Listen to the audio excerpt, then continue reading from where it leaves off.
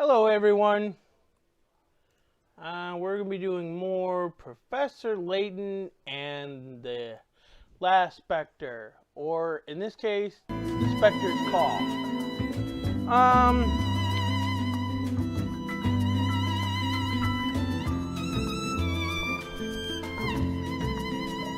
I think we're close to ending this game.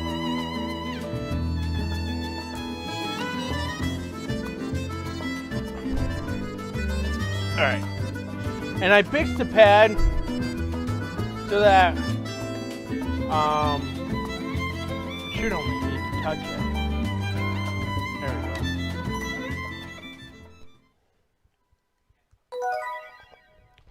I turned precision off.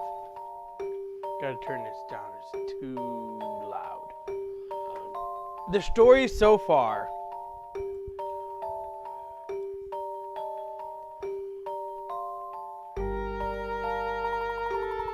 Inside the Durelect factory, Layton, Emmy, and Luke uncovered the true nature of the Specter.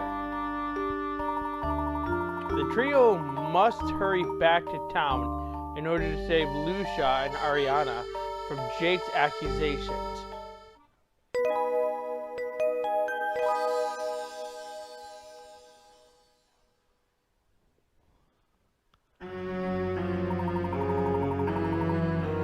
Hold on. Much better. Our first priority is to save Ariana and Lucia. Professor, where do we start? Chase and his thugs are probably heading back to the police station. Alright.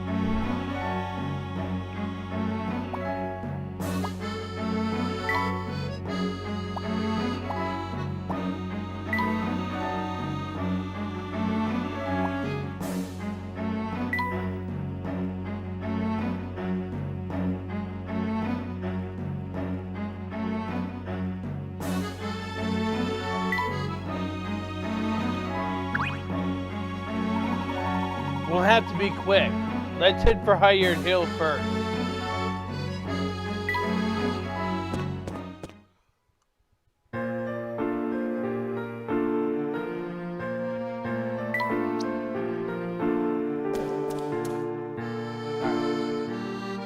So let's pull up this. It is clear that this factory is operational, but it certainly isn't producing steam-powered vehicles. According to the factory's chief engineer, something is hidden deep in the heart of the factory. Whatever that something is, I am sure it holds some clues to finally unraveling the riddle of the Specter. We must steel ourselves and press on at all costs.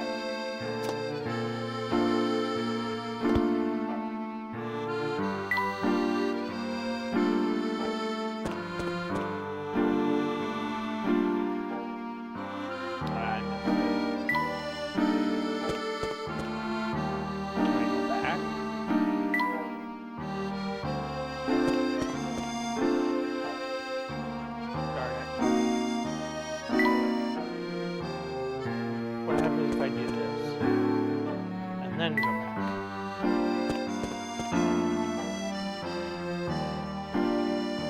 Ah.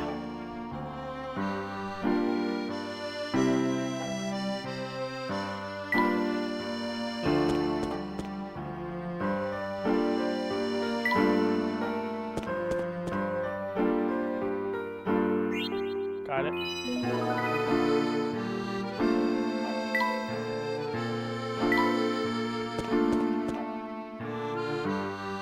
Got.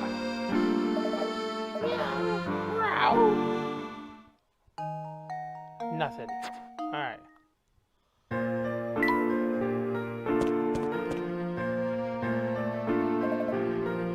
Incoming! Crow! They've got Ariana in the plaza. I don't know what they plan to do, but it doesn't look good. Let's hurry, Mr. Layton. Quickly now. We'll take care of all the stuff in Tony's note. You get yourselves to the plaza.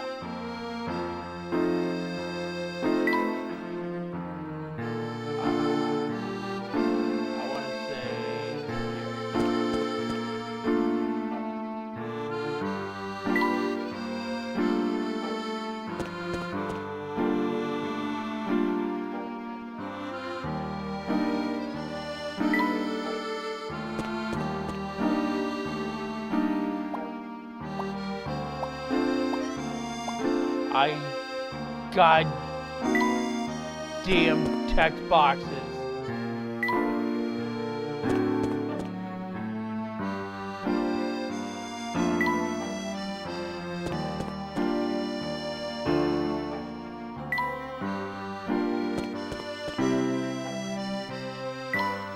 Guess the plaza's not this way.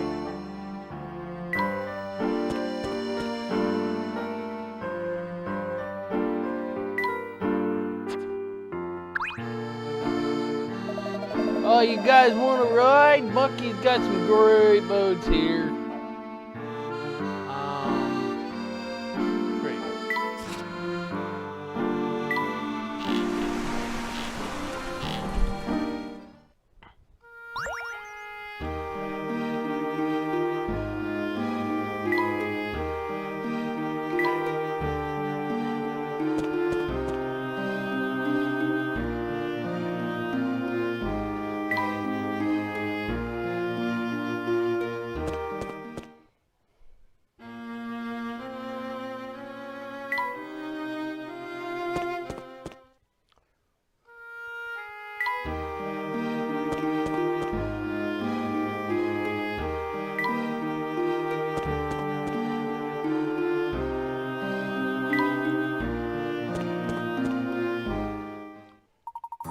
Emmy, Luke, I have an idea. Do exactly as I say. Got it! Right you are, Professor.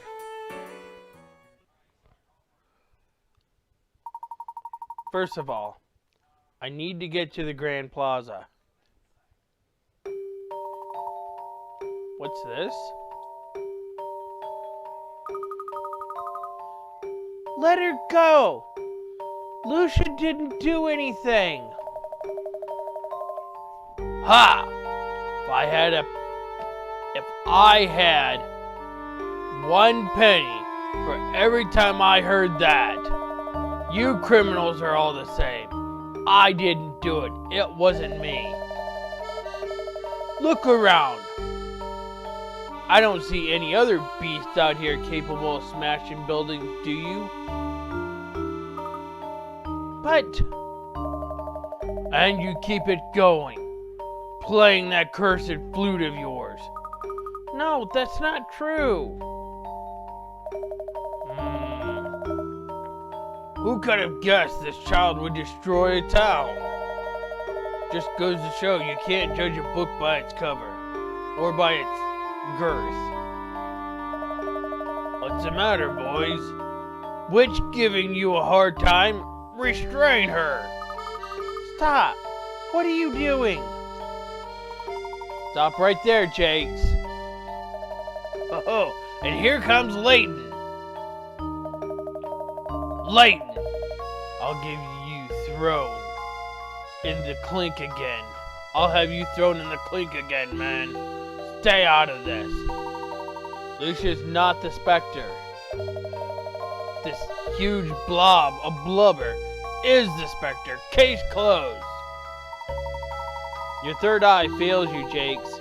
Lucia was only part of what you perceived to be the Specter. Do you really want to make this your one unsolved case? I solve everything. What are you implying, Layton? Out with it. I think it's time we unveiled the true identity of the Specter.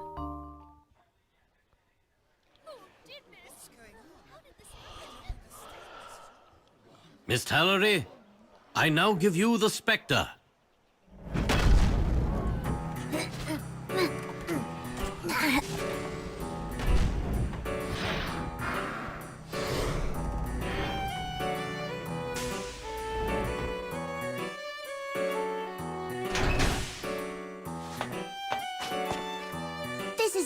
excavating machine. It is used to dig up artifacts. Very impressive. A digger, eh? I'll bet I could take that thing. Luke, you've done a fine job. Thank you, Mr. Layton. Someone built this machine to dig up the Golden Garden. The rumors of its existence here in Miss Tallery were too tempting. This machine was searching for the entrance to the Golden Garden as it dug up various parts of town. These repeated excavations slowly weakened the land, resulting in the sinkholes we observed. Lucia wasn't attacking the town. She was trying to stop this machine. The Specter that everyone saw was Lucia battling the machine. Behind the thick fog, the two appeared to be a single entity rampaging through the town. The fog was a man-made creation. This was key to understanding the true nature of the Specter. The perpetrator produced thick fog to hide his tracks and was then able to dig anywhere in town. What's this about a man-made fog? Creating fog requires quite a bit of water. Our suspect used water from the canals to make the fog. Lucia sensed this disturbance and attacked the machine. The fog completely obscured their battle. Is this a joke? A gentleman rarely resorts to punchlines. Luke here noted that the water levels in the canals dropped whenever the Specter appeared. It was then that I realized that this Specter could not be the Specter of legend. Someone was clearly taking advantage of the folk tale.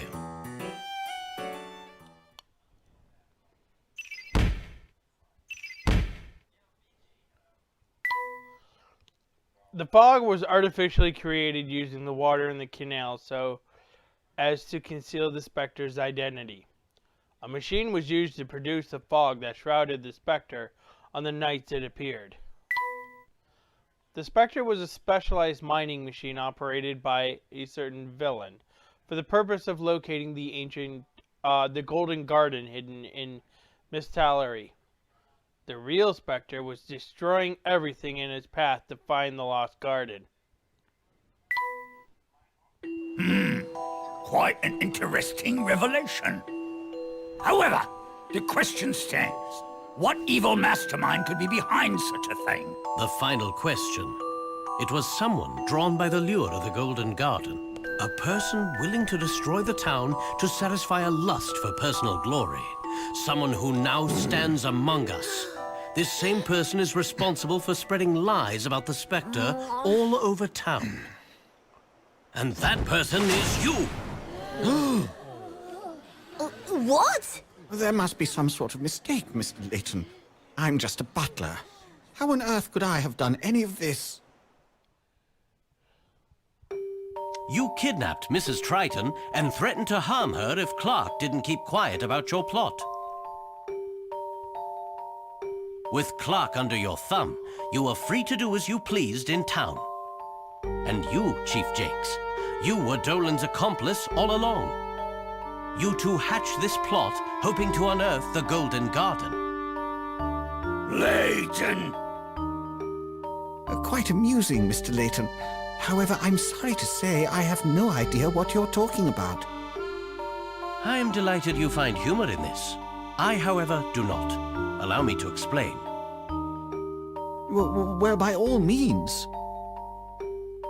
Luke noticed the low water levels I mentioned earlier. He recorded all the data in his notebook. But, as it happens, some of his entries turned out to be incorrect. These were mistakes made by his source of information, a certain informant, we'll call him.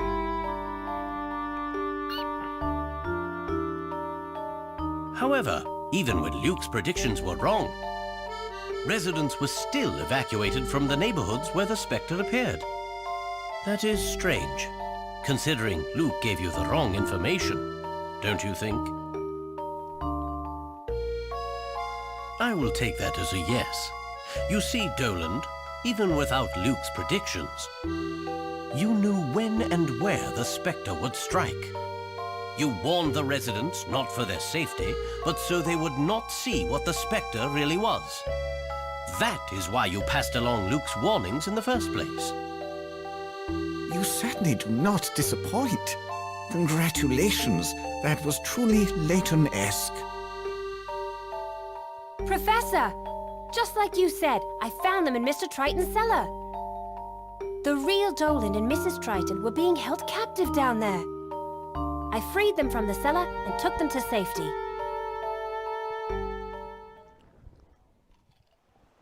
It is clear enough that you are not Dolan Noble, the Triton family's faithful butler. So tell us who you really are. You are correct, Professor Layton. It's time to end this charade.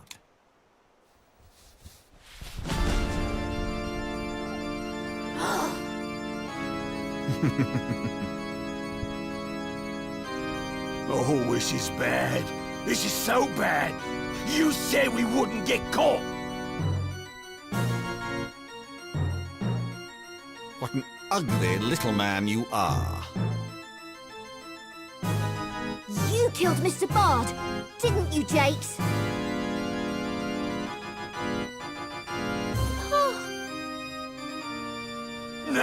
No, I'll just change the will. Bard's death was an accident. I'll just make everything go to clock. Well, I forged the will, sure, but only because he told me to. Oh, is that why? Apparently, I made a pact with a small-minded dullard. How truly unfortunate. What did you just call me? A dullard, a fool, a nitwit. Layton, your intellect is formidable. I have truly enjoyed this. You have us at a disadvantage.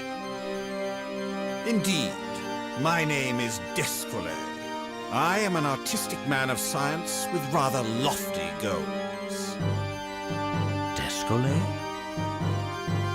It really is a pity. I had high hopes that the Golden Garden was here. It was all such a waste of time. And this meaningless town.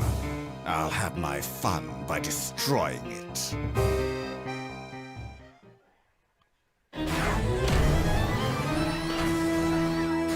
Some more of his bugs.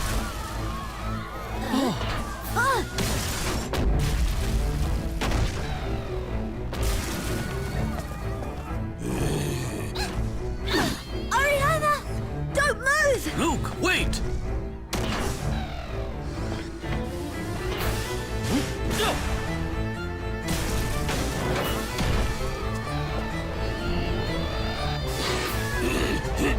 Quickly, everybody, this way!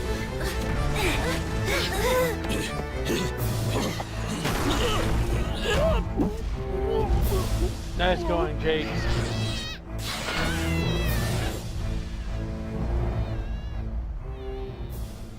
Well now, I believe the time has come.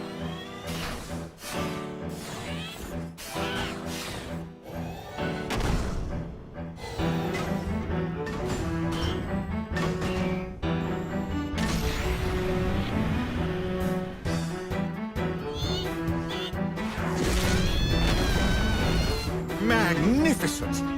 I do believe the townspeople are in for a treat. The Specter was but a prologue. Now for the grand finale.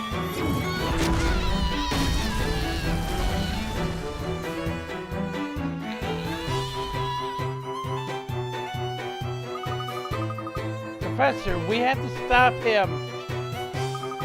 What should we do, Mr. Layton? I must stop that machine. You two get everyone to safety. Absolutely not. As your assistant, I can't let you face danger alone. Same here, I'm not leaving. Besides, I can help you stop that machine. We don't have time to debate this. I can take out its legs. That should stop it in its tracks. I'm good with machines. Leave it to me. Emmy! I'll have Lucia distract it while Emmy goes for its legs. Luke, no! I can't let this thing happen to my town, Mr. Layton, and Lucia feels the same way. Alright, if you must. Crow, we're going to need your help. We got the note from Tony. I had to say, it was pretty clever of you to work all this out. Thank me later. Right now I need your help.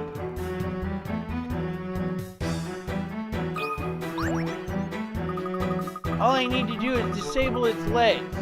That should stop it in its tracks. With all those spindly legs, it's almost like a spider. I've never liked spiders.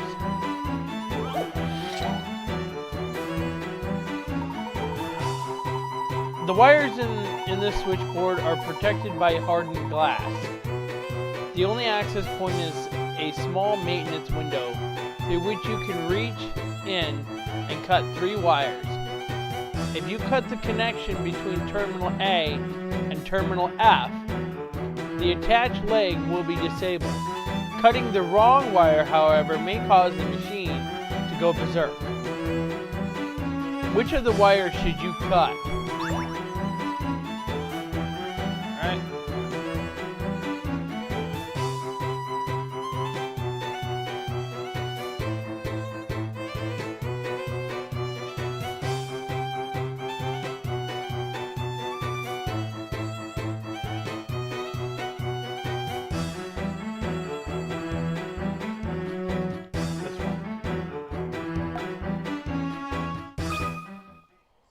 I think I've got this one.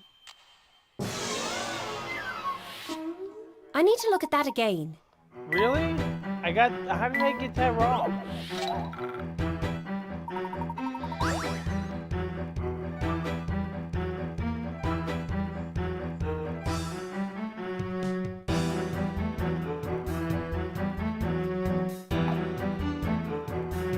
How did I get that wrong? It's supposed to be A to F, right?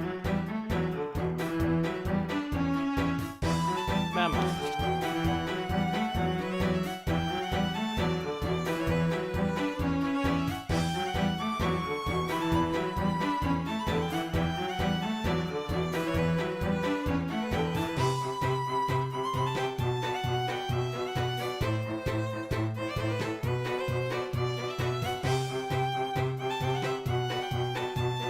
Isn't that the correct one? They said no.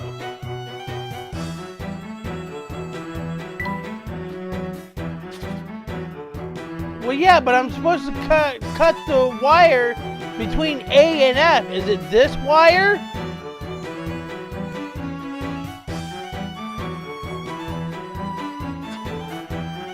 But they said it was wrong.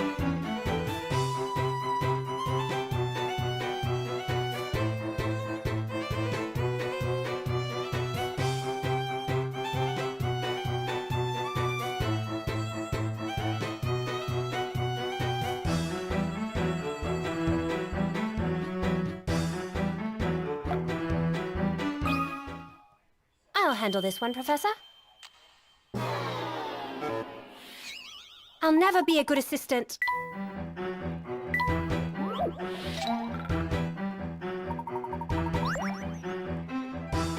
Which of the wires? If you cut the connection between terminal A and terminal F, the attached leg will be disabled.